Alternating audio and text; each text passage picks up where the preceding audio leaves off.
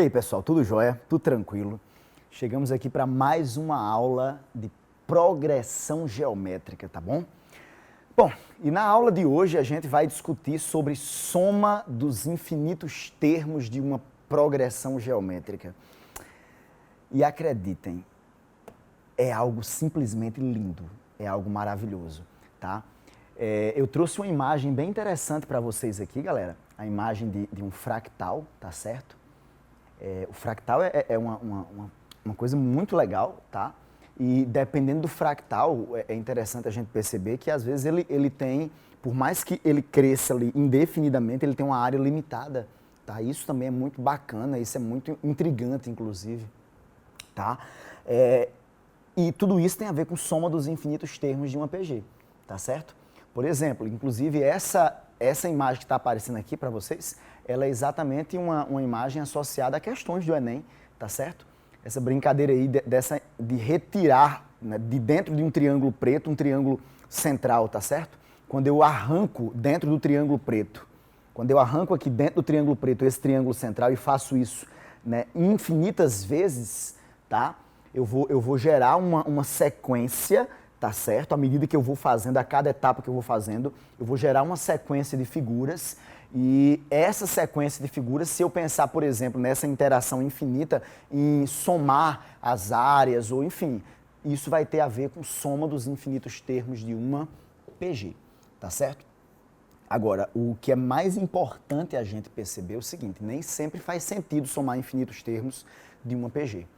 A primeira conversa que eu gostaria de ter com vocês é quando é que faz sentido somar os infinitos termos de uma PG? Quando? Será que é sempre? Será que é aleatório? Será que eu posso somar de todo jeito? Não, você tem que ter calma, tá certo? Tem que ter calma. Por exemplo, vamos aqui para o quadro, tá? Por exemplo, imagina que eu tivesse uma progressão geométrica crescente de razão maior do que 1. Sei lá, o primeiro termo é 1 e a razão é 3. 3 vezes 1, 3. 3 vezes 3, 9. Vezes 3, 27. Vezes 3, 81 e assim vai. Não faria sentido somar os infinitos termos. Por quê? Os termos não param de crescer. Se os termos não param de crescer, galera, tá? Imagina a soma. A soma é que não vai parar mesmo, meu filho. Tá? Essa soma vai estourar, ela vai divergir, ela vai para infinito, tá certo? Essa soma vai para o infinito, tá? Então, eu não tenho o que a gente chamaria, tecnicamente falando, de uma série convergente. Não, não tenho. Ela não converge para um valor determinado, tá certo? Ela diverge, ela vai para infinito, tá certo? Beleza? Enfim, eu poderia pegar outras situações de divergência, tá? Por mais que eu tivesse todos os termos iguais, né? 2 mais 2 mais 2 mais 2 mais 2, uma PG de razão 1, e primeiro termo igual a 2, tá? Por mais que os termos fossem todos iguais, na hora que eu tentar somar os infinitos termos, eu nunca pararia de crescer com essa soma, tá? Então, mais uma vez, eu teria uma situação que diverge, tá bem? Beleza? Então, nem sempre dá para somar os infinitos termos de uma PG, nem sempre. Tá, professor, e quando é que dá para somar? Aí eu quero fazer uma brincadeira com vocês aqui, tá certo? Eu quero criar uma situação que seja oportuna para a gente somar os infinitos termos de uma PG. E eu trouxe algo muito bacana, tá? Eu trouxe algo muito bonitinho. Imagina que eu tenho aqui uma barra de chocolate, tá certo? E você, uma pessoa que decidiu entrar de dieta, tá? Vai fazer uma dieta especial. Você vai dizer, olha, eu tenho essa barra de chocolate, mas eu não vou comer de uma vez, não. Eu vou comer de pouquinho em pouquinho. E como você é fissurado por chocolate, você não quer nunca parar de comer chocolate. E olha só qual é a maneira que você decide fazer essa tua dieta. Você vai comer metade da barra no primeiro dia. Então você come metade da barra. Você comeu metade da barra. Naturalmente, quando você come metade, sobra outra metade. Aí você vai comer metade do que sobra no segundo dia. Então, se sobrou meio, você vai comer 1/4 da barra. Tá? Então, se você comeu 1/4 da barra, sobrou 1/4. Beleza? Tranquilo? Maravilha. Aí depois você vai comer metade do que sobra. A metade de 1/4 é 1/8. Você comeu 1/8, sobrou 1/8. E aí depois você come metade do que sobra. Você come 1/16. Você come 1/16, sobra 1/16. E por aí vai, né? Come metade do que sobra, come metade do que sobra no outro dia, come metade do que sobra no outro dia, come metade do que sobra. Tudo bem para vocês? E você vai nessa brincadeirinha, né, de maneira infinita, né? Porque sempre você come metade, então sobra outra metade. Sempre sobra alguma coisa. É óbvio, né, pessoal? Na prática, o que é que vai acontecer? O pedaço vai ficar tão pequeno que você não vai conseguir mais dividir. Pelo menos você não vai conseguir dividir. Eu vou pegar uma faca para dividir aqui, não vai dar. Tá certo? Beleza? Então, na prática é uma situação delicada, mas imagina que isso fosse possível. Você teria uma soma de infinitos termos. Você teria uma soma de infinitos pedaços. O que você comeria seria o equivalente a uma soma de infinitos pedaços, tá certo? Eu vou ampliar isso aqui, eu vou ampliar essa tela, tá? E vou voltar aqui justamente para vocês acompanharem comigo o que eu fiz na tela, tá certo? Comi metade, metade da metade, metade da metade da metade, e aí eu fui nessa brincadeira, sempre comendo metade do que tinha, beleza? Do que sobrava. Tudo bem para vocês? Maravilha, maravilha, maravilha. E aí, pessoal, eu vou representar essa soma da seguinte forma. Olha só, eu comi, tá? Deixa eu apresentar. Opa, beleza, apareceu. Eu comi metade, depois um quarto, depois um oitavo, depois um 16avos, depois um 32avos, depois um sobre 64, e eu fiz isso infinitas vezes, tá certo? Eu fiz isso infinitas vezes. Tudo bem para vocês? Tranquilo? Tá, maravilha. Eu vou ampliar, tá certo? Eu vou ampliar. Tá? Eu fiz isso infinitas vezes. Pessoal, vocês concordam que essa soma todinha, essa soma que eu tô querendo, essa soma todinha que apareceu aqui, ela corresponde a somar todos os pedaços que eu comi? Se essa soma todinha corresponde a somar todos os pedaços que eu comi, então essa soma todinha dá o equivalente a uma barra inteira. Essa soma todinha dá o equivalente a uma barra inteirinha. Então, essa soma todinha, ela corresponde a uma barra. Fez sentido para vocês? Então, eu acabei de trazer uma situação em que faz sentido somar os infinitos termos de uma PG. O que acontece na prática é o seguinte, os termos estão ficando tão pequenininhos, de modo que eles se tornam desprezíveis nesse processo, tá certo? Eles estão ficando tão pequenos, de modo que à medida que eu vou avançando, à medida que eu vou evoluindo, eles se tornam desprezíveis na minha soma. Eles ficam praticamente nulos. Tá? É por isso que essa soma vai convergir. Por mais que eu nunca pare de somar, por mais que aparentemente nunca pare de crescer, tá? Essa soma converge para um determinado valor. Beleza, pessoal? Tá claro isso para vocês? Tranquilo?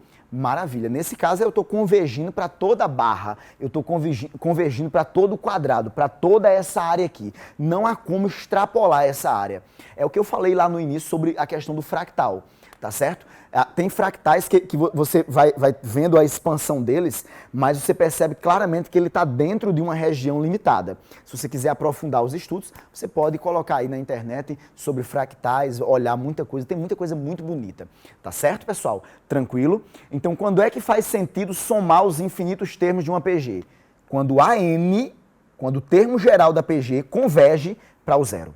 Tá? Se o termo geral converge para o zero, faz sentido somar os infinitos termos de uma PG. Tá? Eu vou até vir aqui para o quadro e anotar isso, tá? Se o termo geral da PG, se o AN converge para o zero, se o AN converge para o zero, quando o N, claro, vai para infinito, né? Se o AN converge para o zero, os termos vão ficando tão pequenos, de modo que se tornam desprezíveis na minha soma, a minha soma converge para um determinado valor. Tá certo? A minha soma converge para um determinado valor. Então, vai fazer sentido quando isso aqui acontecer, tá bom? Quando isso aqui acontecer. Aqui, naturalmente, a gente já viu que não faz sentido somar os infinitos termos, tá? Naquela parte de cima. Só faz sentido quando isso aqui acontece. Isso em se tratando de progressão geométrica. Beleza? Tranquilo, pessoal? Tudo certinho? Eu vou até aproveitar esse embalo aqui e dizer o seguinte, vamos imaginar, tá? Por exemplo, numa PG de termos positivos, tá? Ou mesmo de termos negativos. O AN vai convergir para o zero, sabe quando? Quando a razão estiver presa no intervalo de menos 1 a 1. Se a razão estiver presa no intervalo de menos 1 a 1, os termos vão convergindo para o zero. Por exemplo, primeiro termo igual a 1.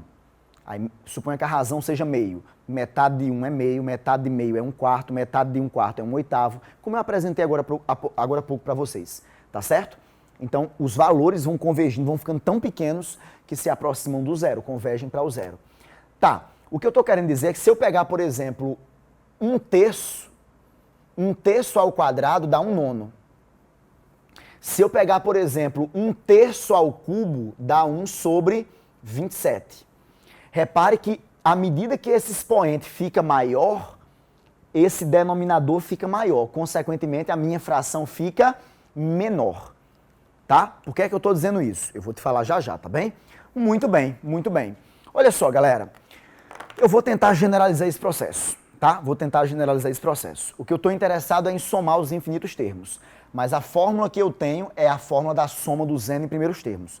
Tudo bem? Lembrando que essa fórmula é Sn igual a A1 vezes Q elevado a n menos 1 sobre Q menos 1. Ok? Vou ampliar para vocês lembrarem. Vou ampliar. Massa. Tá? E aí o que é que eu percebo?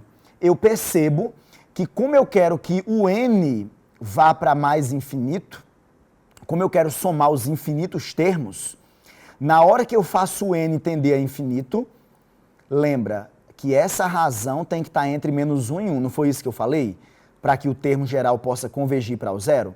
Se essa razão aqui, galera, essa razão está entre menos 1 e 1, então Q elevado a n vai para quanto? Vai para zero. Se isso aqui vai para zero, o que é que sobra? Vai sobrar menos A1 sobre Q menos 1. Tudo bem? Olha só o que é que sobra, galera. Olha só o que é que sobra. Quando eu fiz aquela continha, a soma dos infinitos termos vai ser menos A1 sobre Q menos 1. Foi o que sobrou. Tudo bem? Tá, eu vou fazer uma troca aqui, tá? Q menos 1 eu posso escrever como sendo menos 1 menos Q. Menos 1, menos por menos dá mais Q. Tá certo? Volta para cá. Aí menos com menos dá mais. Olha só o que é que sobra. Sobra A1 sobre 1 menos Q. E esta é exatamente a fórmula que me permite somar os infinitos termos da PG. Tá certo? Então, voltando para a minha tela, tá? Quando eu volto para a tela, a soma, deixa eu ampliar a tela, tá? Deixa eu ampliar. A soma dos infinitos termos da PG vai ser dada por essa expressão que está aqui. Tá? A1 sobre 1 menos Q. É o primeiro termo dividido por 1 menos a razão. Agora, por favor, só faz sentido usar essa fórmula para somar os infinitos termos de uma PG, só faz sentido quando a razão, meu filho, tiver entre menos 1 e 1. Tá certo? Só faz sentido quando a razão tiver entre menos 1 e 1. Se a razão não tiver entre menos 1 e 1, amigão, não faz sentido usar essa fórmula. Ah, mas eu quero usar. Mas não faz sentido, tá? Você vai chegar num valor que não tem significado algum, tá certo? Que não condiz com o problema. Só faz sentido quando a razão está entre menos 1 e 1. Sabe por quê? Porque quando a razão está entre menos 1 e 1, os meus termos convergem para o zero. Se os termos convergem para o zero, eles ficam tão pequenos de modo que se tornam desprezíveis na minha soma. Beleza? A minha soma naturalmente vai convergir para um determinado valor. Beleza, pessoal? Tranquilo? Então, quando eu olho para aquela soma que eu propus agora há pouco, tá? Quando eu olho para aquela soma que eu propus agora há pouco, a gente tinha que o primeiro termo era um meio, o segundo termo era um quarto, o terceiro termo era um oitavo. Eu tinha justamente uma PG de primeiro termo igual a meio e a razão meio também. Tá certo? Se eu tinha uma PG de primeiro termo igual a meio e razão meio, tá? É só aplicar na fórmula que a gente tem um valor total. Beleza? Vamos ver? Como eu falei para vocês, aquela soma que eu estava fazendo inicialmente para tentar motivar justamente a aula, o primeiro termo da progressão geométrica é um meio, tá certo? E a razão, ela é um meio também. Então lembra, a soma dos infinitos termos da PG é dada pela expressão A1 sobre 1 menos a razão, tá? Quem é o meu A1 nesse caso? É um meio. Sobre 1 menos a razão. Quem é a razão nesse caso? Um meio. Pessoal, 1 menos 1 meio dá 1 meio, né? E 1 meio dividido por 1 meio dá o quê? Dá 1. Beleza? Ó, 1 menos 1 meio. 1 menos a metade de 1 dá a metade de 1. Aí, 1 meio dividido por 1 meio dá 1. Beleza? Como a gente já tinha previsto lá na situação descrita. Tá bom? Beleza? Maravilha, maravilha, maravilha. Excelente, galera. Tá, Ronepson, tem probleminha envolvendo a soma dos infinitos termos da PG? Claro que tem, eu vou resolver com vocês. Problema 1, tá? Problema 1. Considere o padrão de construção representado pelos triângulos equiláteros abaixo. Tá aí, ó. Etapa 1, etapa 2, etapa 3 e assim vai. O perímetro do triângulo da etapa 1 é 3 e a sua altura é h. A altura do triângulo da etapa 2 é metade da altura do triângulo da etapa 1. A altura do triângulo da etapa 3 é metade da altura do triângulo da etapa 2. E assim sucessivamente.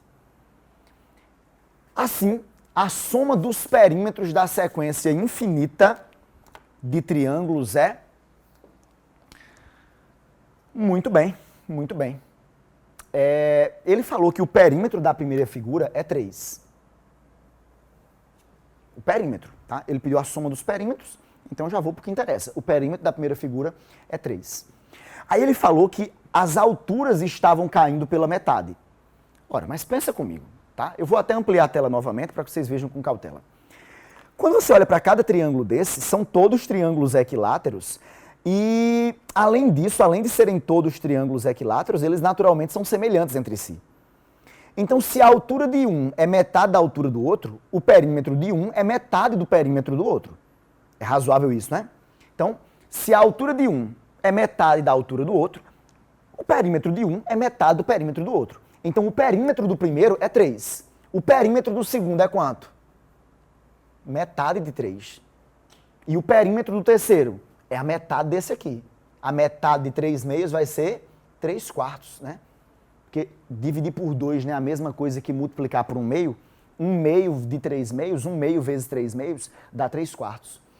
E assim vai, tá? E por aí vai. Beleza, galera? Tranquilo, maravilha, excelente, excelente. Eu pedi a soma dos perímetros dessa sequência infinita. Pessoal, para com isso. Se eu quero somar os infinitos termos, olha só que interessante. Se eu quero somar os infinitos perímetros que eu tenho aí, é só fazer A1 sobre 1 menos a razão. A1 sobre 1 menos a razão. Quanto é o A1 nesse caso? É 3. Dividido por 1 menos. Quanto é a razão nesse caso? Meio, né? É sempre metade do anterior. Meio. E 1 menos 1 meio não dá 1 meio? Aí olha só que lindo, galera. Divisão de fração repete a primeira e multiplica pelo inverso da segunda. O inverso de 1 meio é 2. 3 vezes 2 dá 6. Então a soma desses infinitos perímetros vai dar 6. Tá certo? 6 unidades de comprimento, tá? Já que a questão não se referiu a nenhuma unidade de maneira específica. Quando eu olho para as alternativas lá na questão, eu vou encontrar isso na letra E, tá bom? 6, letra E. Beleza, pessoal? Tranquilo? Muito bem, muito bem. Bom, pessoal, esse foi um problema, tá? Essa foi uma situaçãozinha para a gente brincar. Vamos para outra situação, tá? Vamos para outro probleminha? Problema 2. Ufa, professor, isso aí espanta. Eu adaptei, tá? É uma questão da UFF 2010. Na verdade, eu só fiz tirar as alternativas, tá bom? Só para caber na tela, para ficar bonitinho, tá? Mas essa questão tem alternativas, tá? Com o objetivo de criticar os processos infinitos utilizados em demonstrações matemáticas de sua época, o filósofo Zenão de Eleia, século V a.C., propôs o paradoxo de Aquiles e a tartaruga. Um dos paradoxos mais famosos do mundo matemático. Tá? Olha a imagem de Aquiles correndo aí atrás da tartaruga. Eu acho que vocês já ouviram falar em algum momento na vida de vocês desse paradoxo.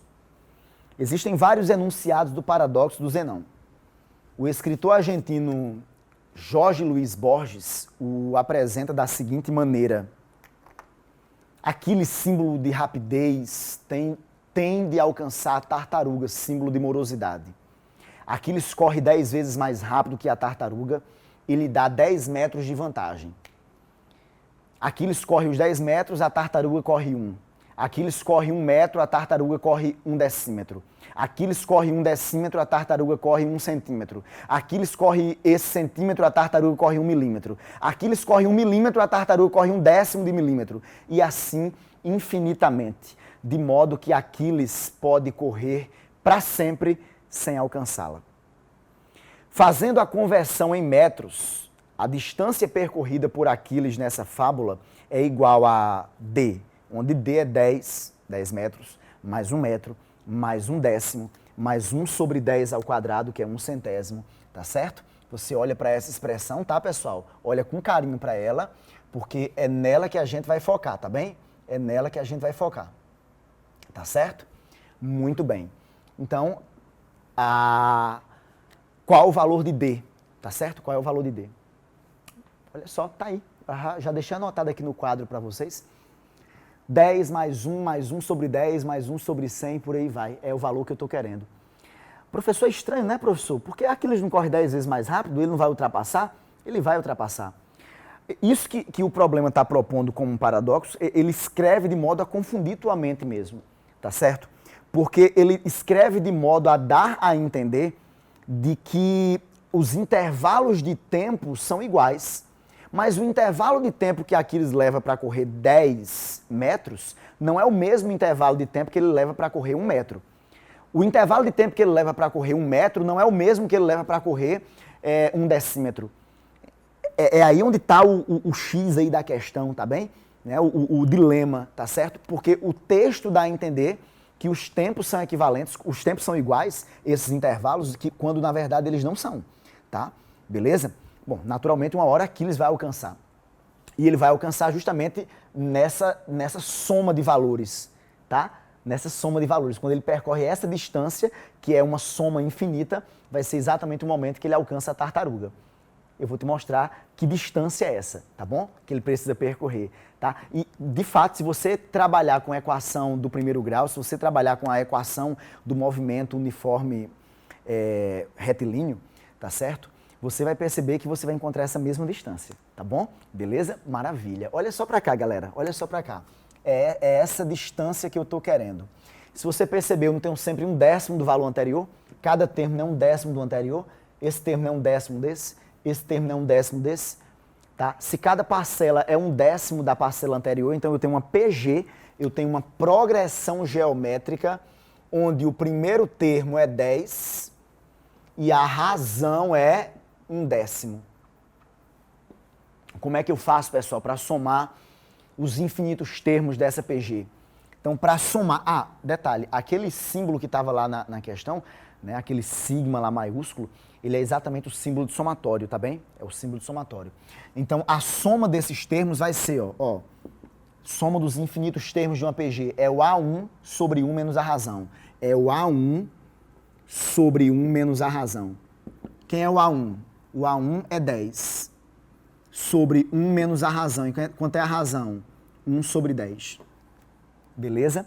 Tranquilo? Olha para cá, galera. Olha para cá.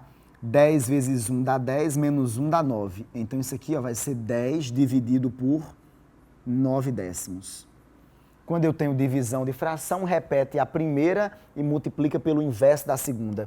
Quando eu repito a primeira, que é 10, e multiplico pelo inverso da segunda, ora, a segunda é 9 sobre 10. O inverso disso é 10 sobre 9. Isso aqui vai dar 10 vezes 10 dá 100. Isso aqui vai dar 100 sobre 9. 100 sobre 9. Tudo bem para vocês, pessoal? Essa é a distância que ele tem que percorrer em metros, tá? Em metros. 100 sobre 9. Tá? Maravilha? Tranquilo?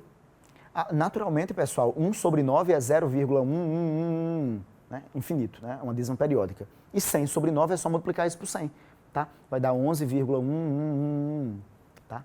É essa distância que ele tem que percorrer para alcançar a tartaruga. A partir desse momento, ele já ultrapassa.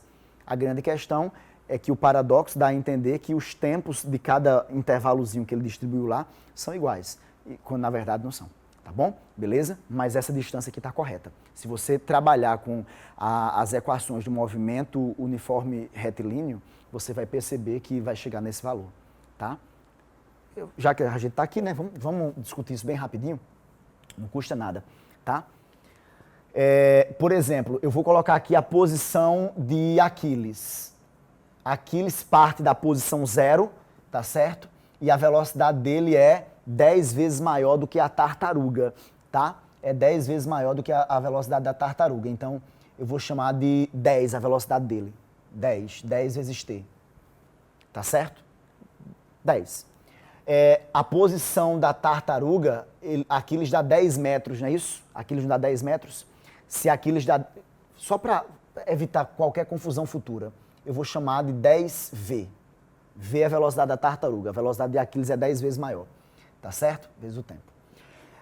A posição da tartaruga, ó, a tartaruga começa 10 metros à frente. Se a tartaruga começa 10 metros à frente, a posição inicial dela é 10. 10 mais a velocidade da tartaruga vezes t. Tudo bem para vocês? Tranquilo? Massa. Eu estou usando aquela equação horária, tá, pessoal? S é igual a S0 mais VT. É essa a equação que eu estou usando. Aquela equação lá da física que vocês já aprenderam, tá? Com função de primeiro grau. Beleza, eu não quero que elas se encontrem, que eles se encontrem. Se eu quero que eles se encontrem, o que é que eu faço? Tá? Eu quero que a posição de Aquiles seja igual à posição da tartaruga. Então eu vou igualar as duas equações. 10VT é igual a 10 mais VT. Tudo bem para vocês? Opa, pessoal, tá mais VT, passa menos, né? 10VT menos VT dá 9VT, igual a 10. Beleza? Então o tempo em que isso acontece, qual é o tempo em que isso acontece? 10 dividido por quanto? 9V. Beleza? Isso quer dizer, então, que a posição que Aquiles vai ter que estar, que naturalmente, naquele caso, como a posição inicial dele é 0, vai ser a distância por ele percorrida, a posição que Aquiles deve estar até encontrar a tartaruga, eles não se encontram nesse momento? Ó, eu não pedi para que a posição de Aquiles fosse igual à tartaruga, então eu encontrei o tempo em que essas posições são iguais, em que eles se encontram. Então, S de A quem é? É 10 vezes V vezes o tempo. Quem é o tempo? 10 sobre 9V. Olha só que bacana, galera. Olha só como bateu. V com V vai embora. 10 vezes 10 dá 100. 100 sobre 9 metros. Bateu ou não bateu? Perfeito? Então, realmente, a gente não está falando uma coisa de outro mundo, não. Tá bom? Bom, eu fiz aquilo só como curiosidade, tá certo? Só como curiosidade para você brincar aí um pouquinho. Tá joia? Beleza, galera? Muito, muito massa, tá? Já que eu comentei sobre isso, já que eu estava brincando com essa história todinha e falei também de dízima periódica, tá? Dízima periódica, professor, falei, vocês nem perceberam, mas eu falei, tá? Eu vou mostrar uma aplicação muito bacana de progressão geométrica justamente nas dízimas periódicas. E, naturalmente, quando a gente fala de dízima periódica, a gente quer encontrar uma coisinha chamada fração geratriz para essa dízima. E o que é a fração geratriz de uma dízima periódica? É exatamente a fração que gera aquela dízima periódica. Beleza? Então, olha só para cá. Suponha que eu tenha essa dízima periódica, 0,555 e por aí vai, infinito, tá? Tem infinitas casas decimais que ficam se repetindo. Isso é uma dízima periódica. Naturalmente, a gente sabe também que a dízima periódica é um número racional. Ele pode ser representado na forma de fração com numerador e denominador inteiro, tá? Beleza. Olha o que é que eu fiz. Eu entendi essa dízima periódica assim, ó, como 0,5 mais 0,05 mais 0,005. Repara que se eu sair somando essa galera, vai dar exatamente a dízima. É uma soma infinita, tá certo? Eu entendi dessa forma. Porque na hora que eu entendo dessa forma, eu tenho uma sequência onde cada termo é sempre 1/10 do anterior. 1/10 de 0,5 é 0,05. 1/10 de 0,05 é 0,005. E assim vai. Cada termo é 1/10 do anterior. Oh, que delícia, que bacana, que massa, que show. Eu tenho uma progressão geométrica de razão 1/10. Quando a gente lida com dízimas periódicas, a gente está falando também de uma PG, tá certo? Claro que eu tenho outra maneira de trabalhar a dízima periódica. A gente pode falar nisso em outro momento, mas por enquanto eu quero aproveitar o que eu estou aprendendo de PG, de soma infinita. Não é uma soma infinita? Como é que eu faço para somar os infinitos termos de uma PG? É o A1 dividido por 1 menos a razão, não é? Então, ó, é o A1 dividido por 1 menos a razão. A razão não é 1/10, não é 0,1. Cada termo é 0,1 vezes o anterior, tá? Opa, 1 menos 0,1 dá quanto? 0,9. Então, esse aqui dá 0,5 dividido por 0,9, tá? Anda uma casa em cima, anda uma casa embaixo. A resposta é 5 sobre 9. Eu vou ampliar essa tela para que vocês vejam com mais cautela, tá bom? beleza? Eu percebi que essa dízima periódica pode ser decomposta como essa soma infinita e que essa soma infinita é a soma dos infinitos termos de uma PG. De primeiro termo igual a 0,5, tá certo? De primeiro termo igual a 0,5 e a razão 0,1. Quando eu faço as contas, deu 5 nonos. 5 nonos é exatamente a fração geratriz para essa dízima periódica. Beleza, galera? Tranquilo? Muito bem, agora é hora de você mostrar que aprendeu e fazer exercícios, tá bom, galera? Então, no mais, até a nossa próxima aula. Valeu!